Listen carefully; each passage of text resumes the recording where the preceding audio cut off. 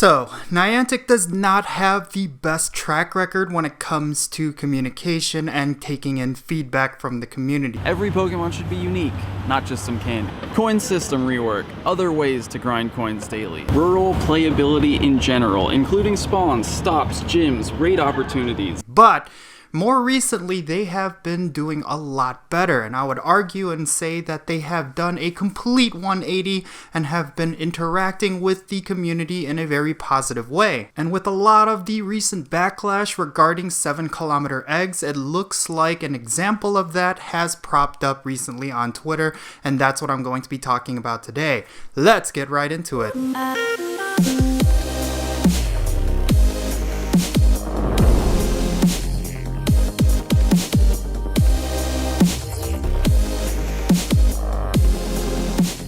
How's it hanging, everyone? It's me, it's Count, here with a brand new Pokemon Go video. Today I'm going to be talking about how Niantic has completely dropped the ball when it comes to 7km eggs, but they did acknowledge their mistake and they are looking into a lot of the community feedback moving forward. It's a really great sign, but it is also something that we should be very wary about, and I'm going to be talking about all of that in this video. But real quick, if it's your first time here to my channel, make sure you hit that subscribe button as well as that little bell so you stay up to date on whenever I upload videos. And I want to give a quick shout out to my patrons on Patreon. You make this channel possible. Every little bit helps, so definitely do go and check out the link in the description below if you want to support this channel financially. Alright, so with that all out of the way, let's talk about how Niantic is communicating with their community. Like I said at the top of this video, this is something that Niantic has struggled with in the past. They have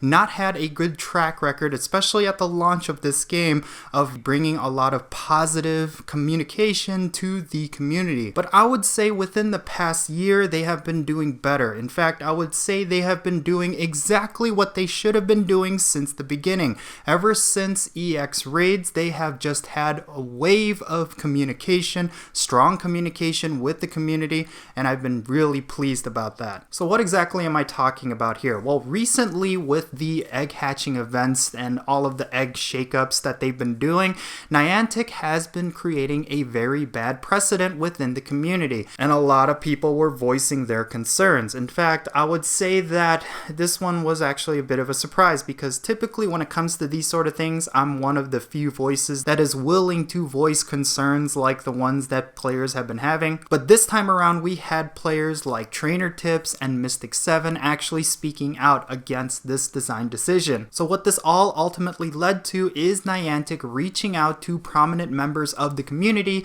to let people know that they have heard all of the feedback and they are considering it. It's not often you see Niantic acknowledging their mistakes, and it's really great to see that they are aware of the community's backlash towards this specific decision. I think this is something that's missing in the game industry right now, this open line of communication between the players as well as the developers, and I really feel like this connection cannot be severed if you want a game to succeed. Of course, I also firmly believe that gamers do not always know best. Of course, they're the ones playing the game, so they are going to want certain things, but not everything should be in the game the way gamers want them to be. Sometimes you have to trust the developers when it comes to certain decisions. They have the big picture, they know all of the future content that is potentially going to be added into the game, and we do not have that information, so something may not make sense for us at the very moment, but for the game developer, this is something that is crucial for future content. But I really don't think that was the case when it came to 7km eggs and all of these egg hatching events. I really think the community saw right through the BS, and they knew that this was a bit of a cash grab. They knew that Niantic was implementing a lot of different systems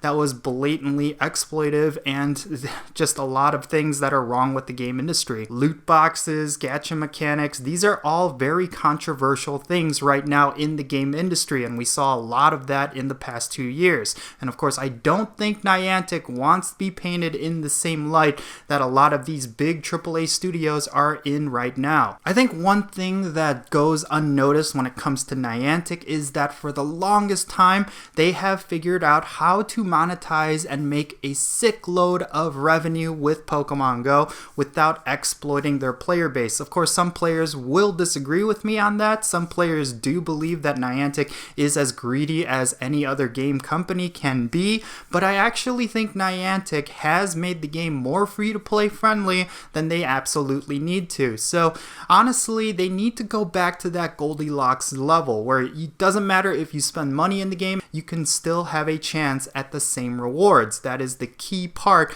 to monetization that a lot of game studios fail at. And I do appreciate that Niantic did come out and admitted to their mistake. They knew that with these egg hatching events that they are going a route that a lot of players do not want them to go down, and they acknowledged it. Now, whether or not they change things up because of that, who knows? That's something that time will tell. But I honestly do think this is promising, and it just is a testament to how Niantic has been really good with their communication as of late. So where do we go from here? Well, ultimately we have to see what Niantic ends up doing. I honestly don't think egg hatching events are going to go away. They are very lucrative for Niantic, and yes, gacha mechanics are pretty exciting for some players, and they're willing to fork up all the money in the world in order to get certain Pokemon that they desire. But honestly, at the same time, I really think Niantic has to do something in order to alleviate a lot of that backlash that they're inevitably going to get. There has been a lot of great solutions presented online. Sparky Joy, for example, brought out a very awesome solution. Anytime they have an egg hatching event, they should also include free one-time use incubators with that event. Like if they're going to move a shiny into eggs like they did with this past event, like with Shiny Happiny, I honestly think what they should do is also give you some free incubators so that free-to-play players have a viable chance at getting a lot of these shinies. And something that I honestly think is the best solution is to have nothing be egg exclusive. When it comes to babies Pokemon, when it comes to Pokemon like Riolu, have these Pokemon in the wild or through special research. I think that is the best solution. As long as you give players some sort of free-to-play method to get specific Pokemon, then everything is a-okay. That is the big thing here. Yes, some people will still complain that the rates are really low. Some people will complain that you really can't find a lot of these Pokemon in the wild, such as with Gible, but at the same time, as long as that option is available to you free to play,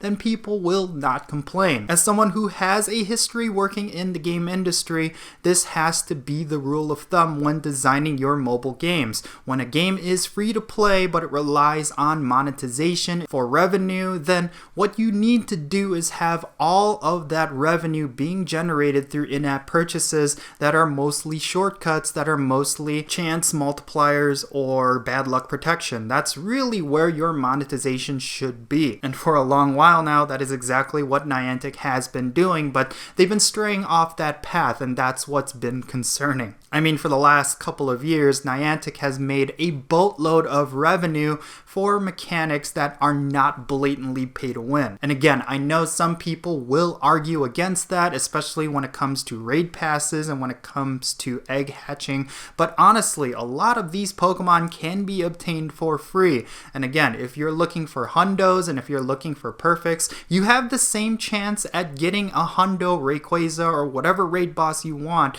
as someone who is spending boatloads of premium raid passes. I can't tell you how many cases I know of where people have only used their free raid passes every day and have gotten 100% legendaries left and right. Whereas for me, I've done close to 2,000 legendary raids and I only have 5 hundos. Some of those hundos I don't even want, but there are hundos of certain Pokemon that I feel like I'll never get no matter how many times I raided, but I know people who have only done their free raid passes and they have 2 or 3 of that Pokemon. So it's a level playing field as long as it's available to you free to play. And I've made countless videos about this, but when it comes to perfect IVs and when it comes to shinies, no one should be entitled to get these Pokemon no matter how much money you spend or no matter how much money you don't spend.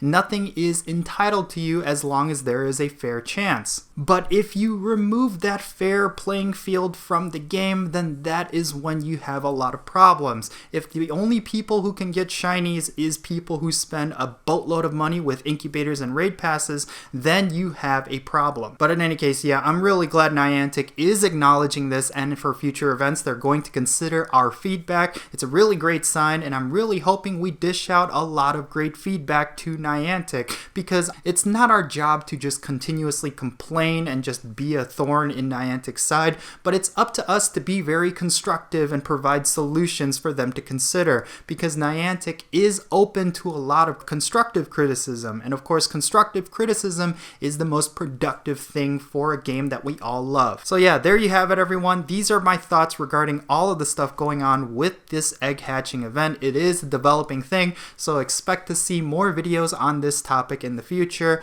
But yeah, let me know your thoughts in the comment section below. What do you think about Niantic's recent wave of communication? What do you think about egg hatching events? Definitely say something in the comment section below, and hopefully I will be able to respond so that we can have some great discussions going. But I really hope you enjoyed this video everyone. I am Count Jinsula, and I'll catch you all later. Hey, how's it going everyone? Before I end this video, I want to talk about how you can support this channel financially. If you really enjoy my content and you want to chip in, well, definitely check out the link in the description below. It will take you to my Patreon page, and that is how you can support this channel. And on top of all of that, I left a lot of nice cool perks for you. If you really want to support my channel, then you will not go empty-handed. I will continue to improve the quality of my videos, but at the same time I will add you to my friends list. I will give you a shout out in my videos. Speaking of a shout out, check out these patrons down below.